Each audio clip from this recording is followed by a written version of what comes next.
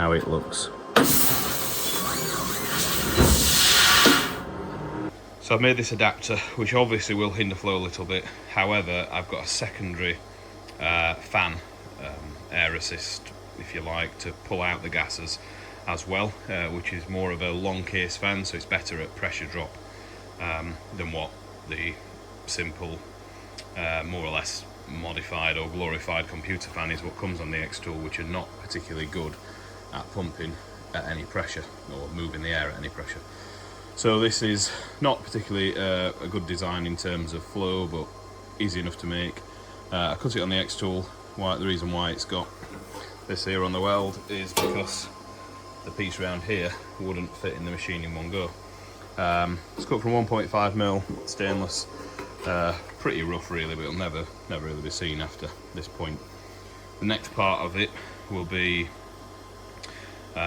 some type of, well, I'll show you the design on the computer in a minute, what the next stage of it is really.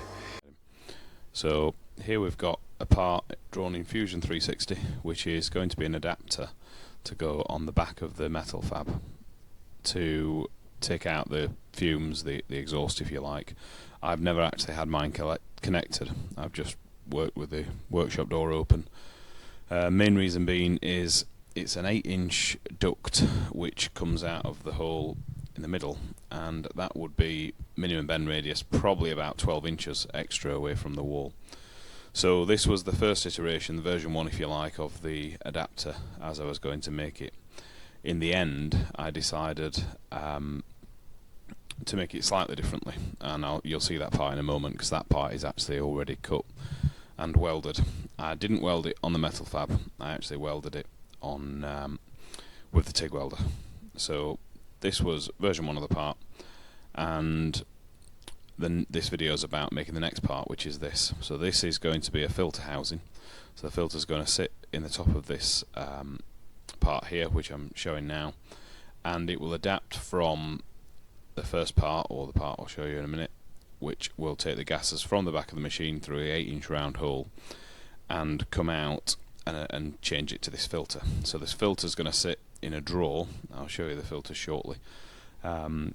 It's a HEPA filter, and then it will go through a activated carbon filter to hopefully take out the smell and the smoke and everything else. So I'll show you a little bit of my Fusion 360 workflow. I've drawn this as a sheet metal part, which is good because it allows you to export a DXF. So what I'm doing now is I'll click this button, which exports the DXF as a flat pattern. So you click the button at the top there, and then that will ask us to pick a face in which to have as the main face of the part. I tend to find it doesn't actually matter, so I've just left it on the back one here. Hit the OK button and it'll produce us a flat DXF of the part. I've already done it once, it comes with that warning, so that's what you've got there.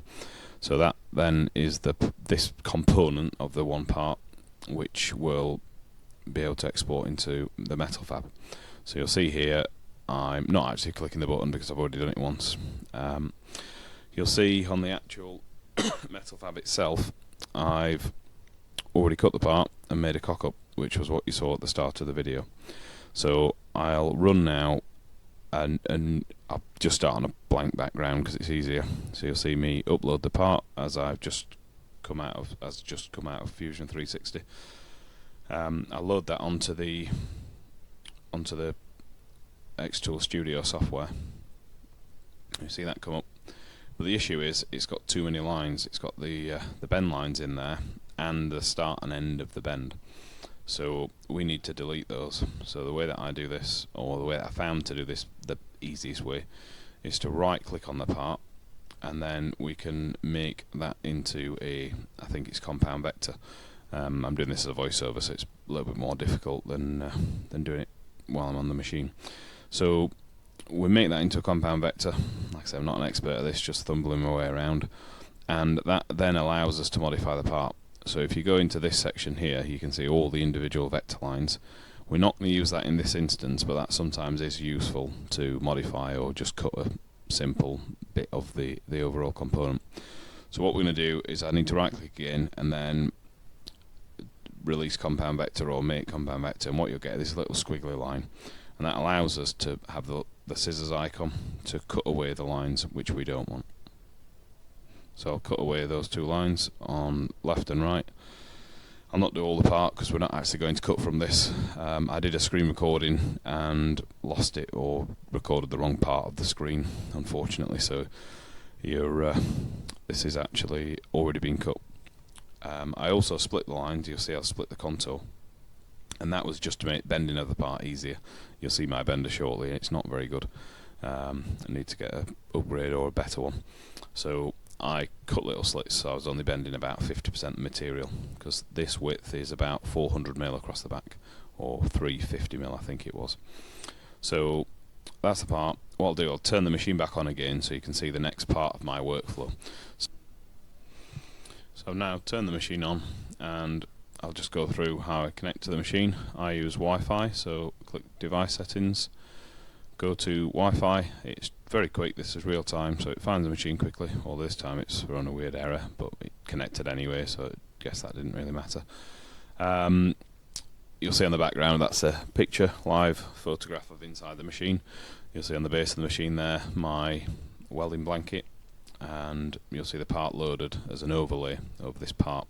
It's a bit difficult to see now because obviously it's dark in the centre. You'll see the remainder of the material after the part's been cut, and the drawing here, the actual DXF file.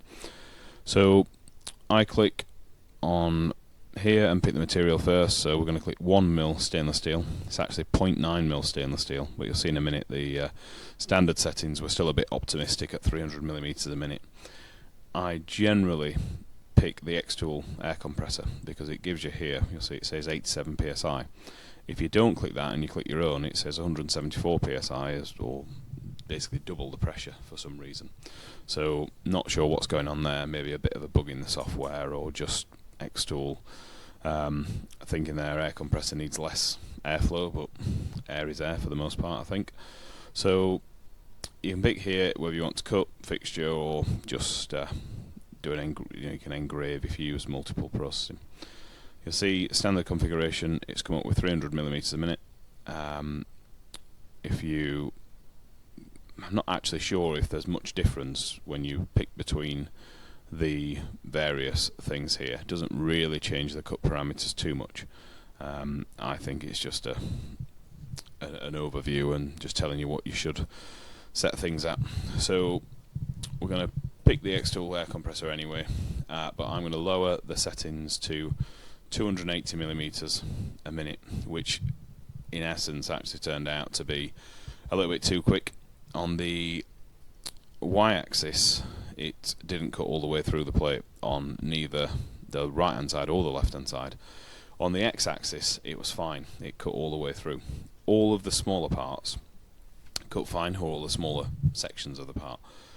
And something you can't change on the machine is the acceleration of the actual CNC part of it. And I think when you've got long straight parts it struggles to cut. So if you cut in a circle or something like that, it's absolutely fine. But when you come to cut a long straight line and it genuinely gets up to 300mm or whatever you've set the travel speed to be, that's when it sometimes won't cut all the way through. So if that happens, I actually lowered the speed to 200mm a minute, and you'll see in a moment on the other bits of the video how I recut that. And the part turned out okay. Had a couple of small errors, but for what this is, it doesn't really matter. But left it in there because rather be truthful and show people what it's like to live with and cut, really. So we'll go into the actual videos now, and you'll see it cutting and folding the part.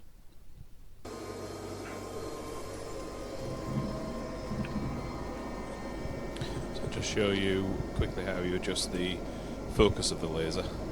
It's actually set to 1 already by the looks of this, but undo the clip, rotate the little focus ring here, and then set back to whatever it tells you, whatever it prompts you to on the screen. Most of the settings are pretty good on Xtool Studio, but sometimes you do change the focus slightly to make it cut cleaner.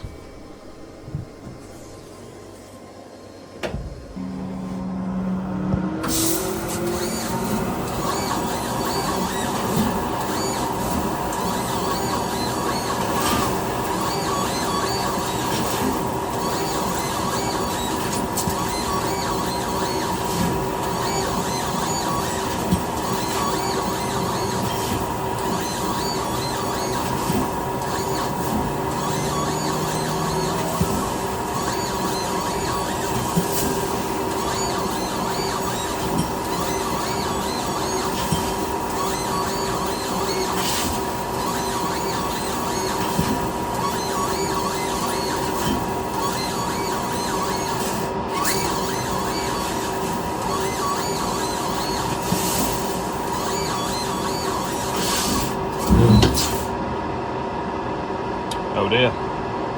So it's crashed into one part. We've had two issues. First one was, I'll show you a bit closer.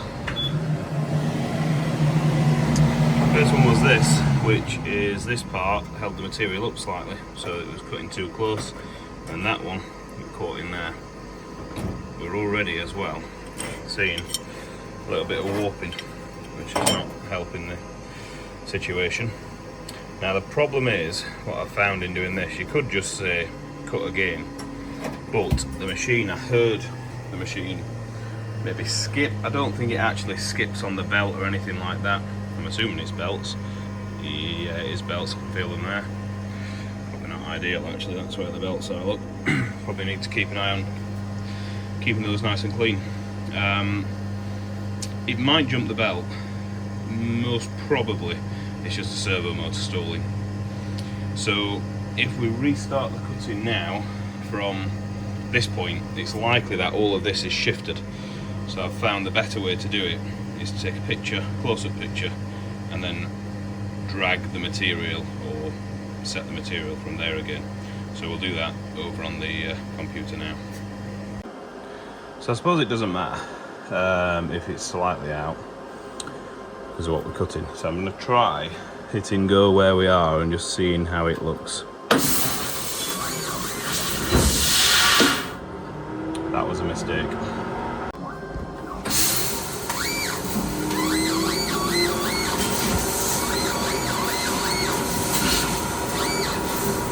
So what I actually discovered was, if you just go back out the cutting part of the program and restart the part again, it actually finds its position, which I'm not quite sure how it does. Doesn't seem to home in between. Maybe it references it off the picture, but regardless anyway, it picks up exactly from where it left off and works fine. So if you do have a crash, go out of the program or out of the cutting element of the program, start afresh from the screen, and it seems to work fine.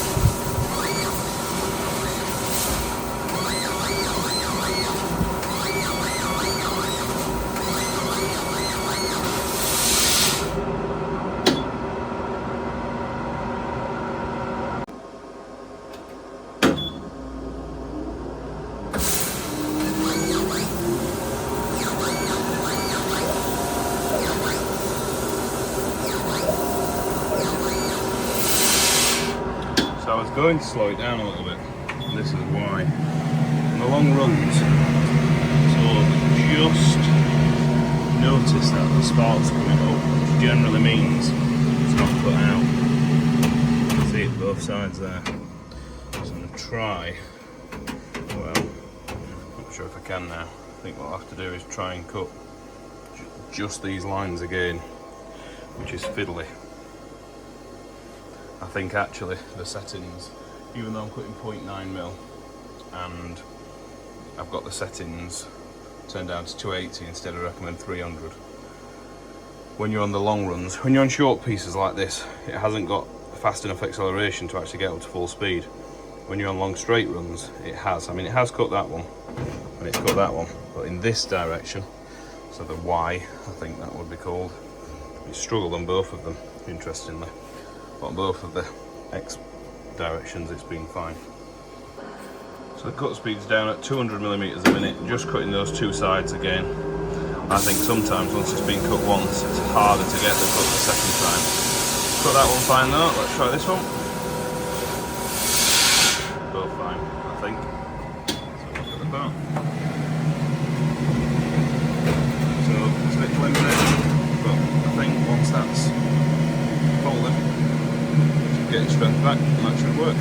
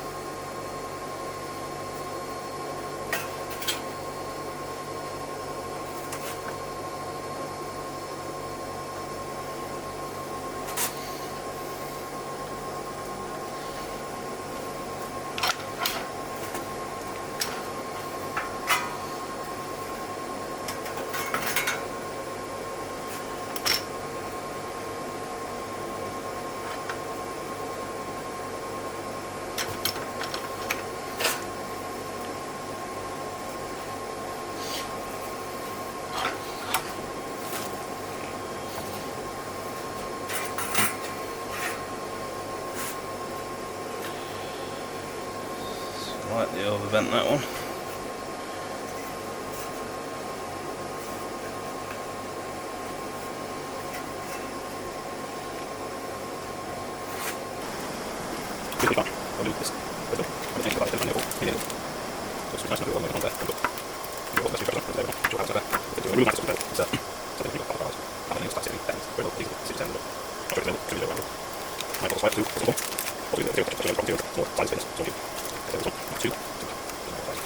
Couple of little fiddly bits.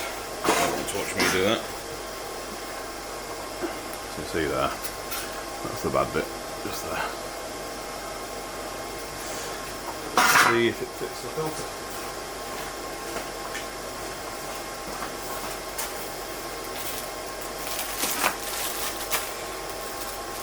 Perfect.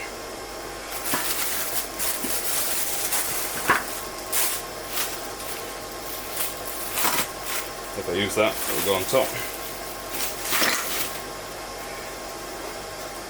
So there's a bit of play there, which was intentional because I'm going to mount this in a drawer, what sits inside this, what we're calling a drawer housing, so I can load the filter in and out through the front.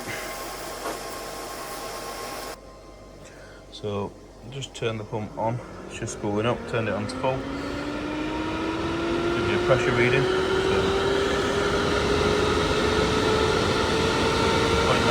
So the next two pieces of the puzzle are this big charcoal or activated carbon filter. This is a repackable one. It's designed for taking the smell out of growing some type of narcotics. For me though, it was more about taking the smell out of the room. I have got a air quality meter, it's only a cheap one, and it sometimes goes into the red when I've been cutting. I don't really want to send out those fumes onto my cars and whatever outside, so I'm going to try and filter them within the room itself. This is the extra booster fan, which is more of a, looking at the pitch of the blades, it moves a lot of air actually. I'll do some flow testing on it shortly, but yeah, I was surprised just how much air it moves. 8-inch diameter, same as the other one. Same as one on the back of the Xtool machine, and the cross-sectional area of that is equivalent of the 8 inches approximately. 9 kilopascals, 0.98. I don't know where it takes his reading. I'm guessing somewhere inside the unit.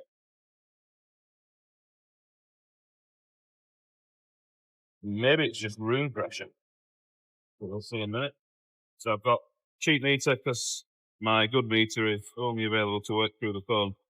So it flows, let's do a unit, what makes some sense. Knots, miles an hour. So airflow is good. Obviously, depends where you are, but somewhere in the region of 30 miles an hour wind speed.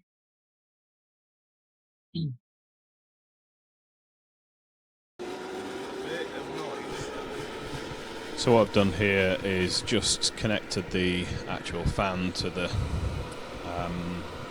adapter that I've made to go on the back of the Xtool. You can see the pressure drop is 88 kilopascals, so there's a slight vacuum, which I suppose is ideal because that's exactly what we're looking to do, to draw the air from the machine up into the attic space of my workshop. A little drop in airflow, but not too significant.